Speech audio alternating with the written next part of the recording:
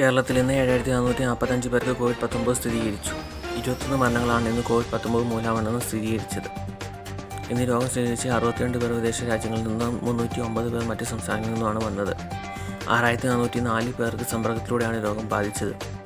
രോഗം സ്ഥിരീകരിച്ച് ചികിത്സയിലായിരുന്ന 3391 പേരുടെ പരിശോധനാ ഫലം നെഗറ്റീവായി. സംസ്ഥാനത്ത് വിവിധ ജില്ലകളിലായി 2,27,831 പേരാണ് ഇപ്പോൾ നിരീക്ഷണത്തിലുള്ളത്. ഇവരിൽ 1,99,061 പേർ വീട് ഇൻസ്റ്റിറ്റ്യൂഷണൽ ക്വാറന്റൈനിലും 28,770 പേർ ആശുപത്രികളിലെ നിരീക്ഷണത്തിലാണ്. 3,752 പേരാണ് ഇന്ന് ആശുപത്രിയിൽ പ്രവേശിപ്പിച്ചത്.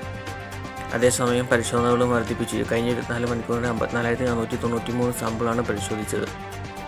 പുതിയ കേസുകളുടെ ജില്ല തിരിച്ചുള്ള കണക്ക്: തിരുവനന്തപുരം 853, കൊല്ലം 690, പത്തനംതിട്ട 263, ആലപ്പുഴ 476, കോട്ടയം 426, ഇടുക്കി 125, എറണാകുളം 924, തൃശ്ശൂർ 573, പാലക്കാട് 488, മലപ്പുറം 915, കോഴിക്കോട് 986, വയനാട് 172, കണ്ണൂർ 332, കാസർഗോഡ് 252.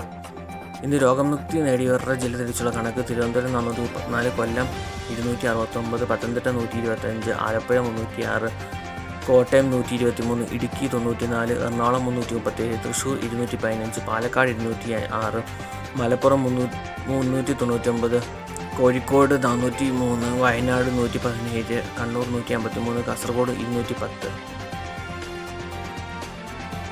ജില്ലയിൽ ചികിത്സയിലുള്ള വ്യക്തികൾ: തിരുവനന്തപുരം 9,928, കൊല്ലം 4,825, പത്തനംതിട്ട 1,976, ആലപ്പുഴ 3,957, കോട്ടയം 3,660, ഇടുക്കി 841, എറണാകുളം 6,307, തൃശ്ശൂർ 4,499, പാലക്കാട് 3,000,